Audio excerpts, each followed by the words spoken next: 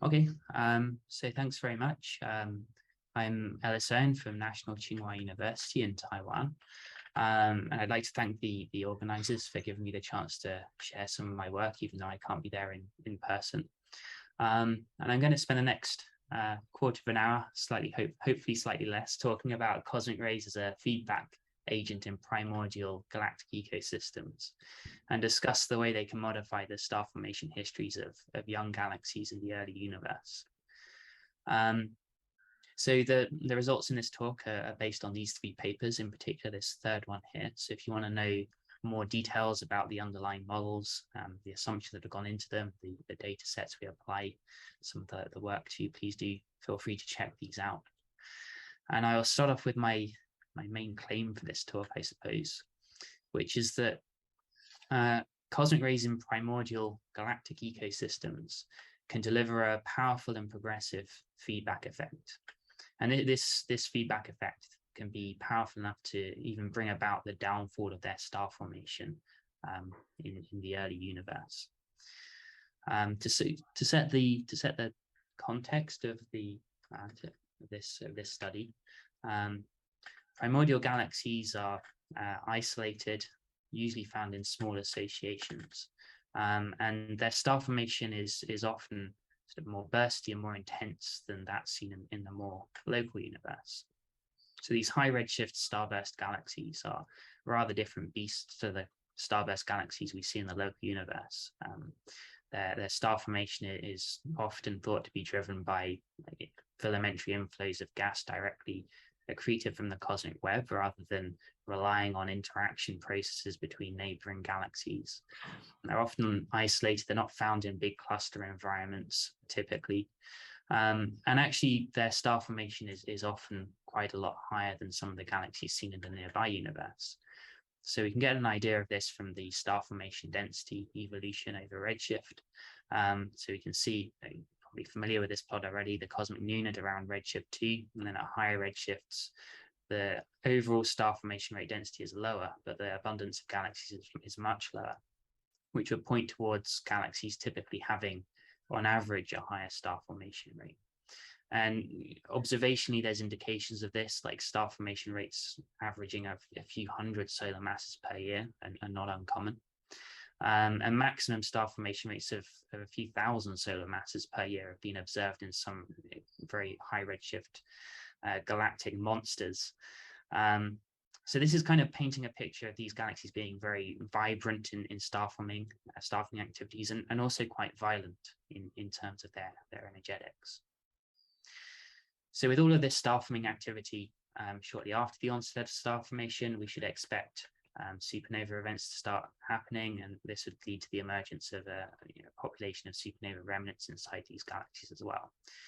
So from this Hillis plot, which I'm sure you've seen plenty of times in the last few days, we get this idea that supernova remnants can accelerate cosmic rays to sort of PeV or tens of PeV in energy.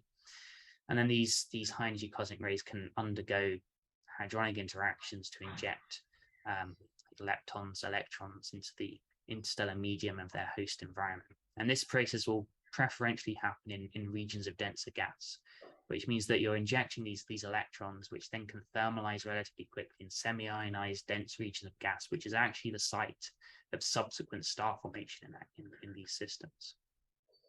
So you can get this idea that there's a sort of a natural feedback mechanism that's arising here. So you have the star formation providing cosmic rays. The cosmic rays are targeting their interactions in these dense environments that are forming the next generation of stars. So if this process is powerful enough, maybe you can heat up that gas enough to a point where it can't collapse to form that next generation of stars anymore. So that's the general context and what might be going on in these environments. Now let's consider a case study. So the curious case of MAX 1149 JD1, like this came up quite clearly in the literature about 4 years ago in Hashimoto 2018. And this galaxy had been studied before as a lensed high redshift galaxy around redshift 9. And it was detected with ALMA, with O3, the forbidden O3 emission line, about 88 micrometers. And this O3 emission is quite a robust trace of star formation rate in these high redshift galaxies. So this detection allowed them firstly to get a clear determination of the redshift of the galaxy at about 9.11, and also a clear idea of what the star formation rate of the galaxy was. They found it was forming stars at a rate of about 5 solar masses per year, not too exceptional. Its redshift was more exceptional. It's one of the most distant star-forming galaxies ever detected. But what was even more interesting was actually when combined with the multi-wavelength data in the near-infrared and infrared band, spectral fitting models indicated in this earlier study that actually there was substantial evidence for, firstly, the young generation of stars associated with the ongoing star-forming activity, but also a much older red and dead population of stars. So this fitting was done just by evolving stellar populations, doing a Monte Carlo fitting process. And then they came up with an estimate for the age of the young stellar population, about 2 million years, associated with that ongoing star formation, and the old stellar population of age, on average, about 300 megayears, with some of the stars being about as old as 100 megayears at the observational epoch. So this was enough information for them to construct a star formation history. So the observational epoch at redshift 9.11 is here, where you have a star formation rate of about 5 solar masses. And then the older stellar population associated with the previous burst, based on the constraints they could get from the near-infrared SED, they could get a range of possible star formation histories, so ranging from very intense burst to relatively quiescent, about 10 solar masses per year. And the headline act of that previous study was that this pushed back star formation in the earlier universe to about redshift, potentially redshift 15, which of course is very startling, very exciting discovery. But for me, what I found was most interesting was this quiescent period here. Like, whatever star formation history you consider that's consistent with the infrared emission of this galaxy, you have to have a quenched period of about 100 megayears or 150 megayears, which begs the question, what causes the downfall of star formation in this galaxy? What brings this earlier burst to an end? So I applied a cosmic ray feedback model to this situation. So of course we have this sort of natural idea that cosmic rays are directing their heating effect into sort of more dense regions of gas. But in the Milky Way, we see that actually we need to contain the cosmic rays in that galaxy to some extent. So we can invoke a magnetic field development model based on turbulent dynamo amplifications, based on turbulence injected by supernova events. So this is not my own model. I just adopted a Schubert 2013 prescription for this. And this gave a magnetic field that amplifies relatively quickly, and does so more quickly in regions in galaxies that have higher star formation rates. And this would effectively stop the cosmic rays ballistically streaming out of the galaxy, practically contains them to a diffusion transport scenario inside the galaxy, and boosts their abundance by about 6 orders of magnitude or so.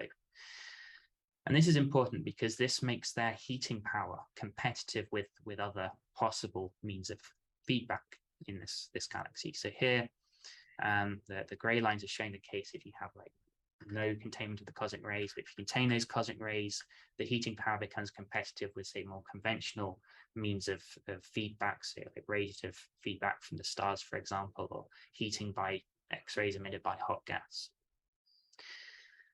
So with this heating power, we apply it to the star formation history models inferred by the Hashimoto 2018 study. So invoking the cosmic ray containment progressive heating model, like, so you build up the magnetic field to the saturation level, then this is sufficient to contain the cosmic rays, and they're delivering their full heating power after they've reached that saturation, after the magnetic field is saturated. So here, this is and taking the initial values of the star formation, the onset of star formation from the previous plot, but not the final values. Here I calculate the growth of the magnetic field, the period in which cosmic ray heating reaches its full power, and then the time after this at which the gas reaches a temperature where star formation is practically stopped, like the gas is not able to undergo the gravitational collapse that's needed to form that next generation of stars, which we could argue would suggest that star formation should be quenched at that point. So you can see here, this plot looks remarkably similar to the previous plot, which is great. It suggests that cosmic rays could indeed do the job. Also, just as a side note, this kind of rules out the short burst of star forming activity as well. Like, this full power of heating, cosmic ray heating, arises over a much shorter timescale than the dynamical timescale of the galaxy. So the galaxy can't really respond to that kind of heating. So we're suggesting sort of a more moderated heating effect.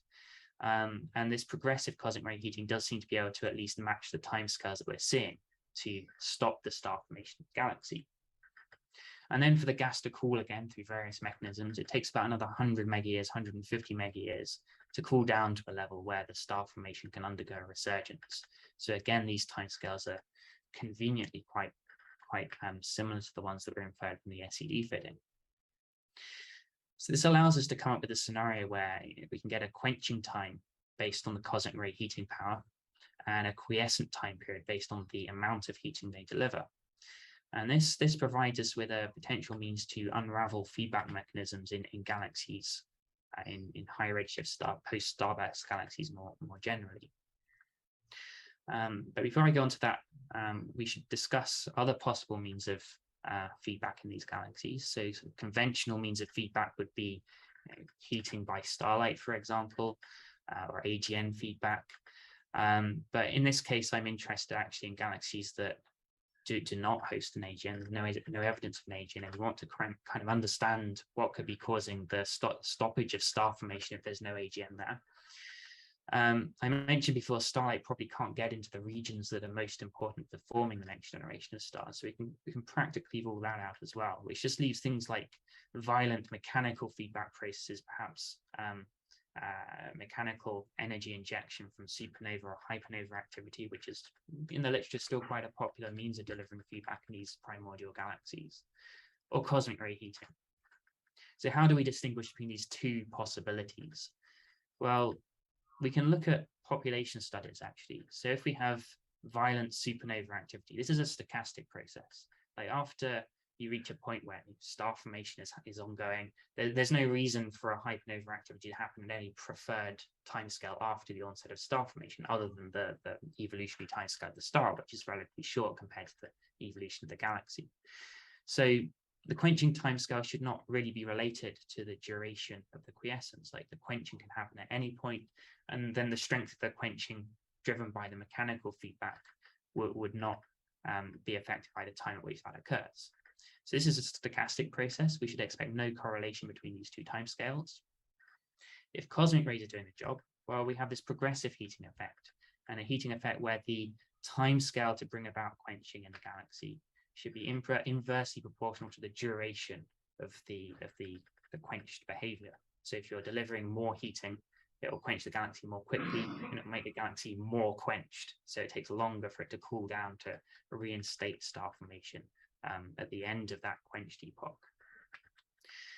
So I decided to see what we could find in the literature using archival data, try and look at post-starburst galaxies that are selecting systems that do not harbor an AGN, have a relatively low star formation, but a high stellar mass, suggesting an earlier epoch of star formation. And see how these two timescales could compare, at least to the degree to which we could constrain their values in these systems. We found 11 possible targets, and the correlation looked like this. So we see a scenario, although there's large error bars and only a very small number of these post-starburst systems with sufficient information. A scenario where actually the quenching timescale is, if it's shorter, this would suggest a longer duration of quiescence. And if the quenching timescale takes longer to quench the galaxy, it stays quenched for a shorter amount of time. So this is all consistent with this, tends to be consistent with the progressive feedback process, and at least is in some tension with this sudden or stochastic process. So this is another point in favor of the cosmic ray scenario and delivering this progressive heating effect. But of course, no problem.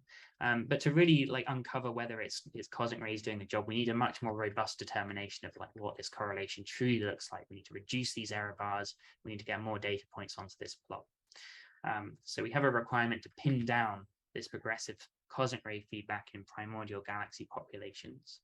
But conveniently, there's a lot of opportunity to do this, with the new generation of facilities. So O3 emission with ALMA can reach very high redshift galaxies, determine their star formation rate at the observational epoch. And James Webb will allow us to get this very nice spectral data to get these star formation history models much more robustly constrained to determine whether it's a progressive heating effect happening or not. So that brings me to my final slide. So my key point here is that cosmic ray feedback should leave a distinctive progressive feedback effect in the SEDs of primordial galaxies, that we can access this information now, and we should be able to get good data on this in the coming years. And with broad population studies, we can really start to resolve feedback activity of cosmic rays in galaxies in early epochs of the universe, and try to understand their role in the structural evolution of the universe. So if you're interested to find out more, of course, feel free to ask questions. You can check out this paper as well to understand some more of the details that have gone into our model. But otherwise, thank you very much for your attention.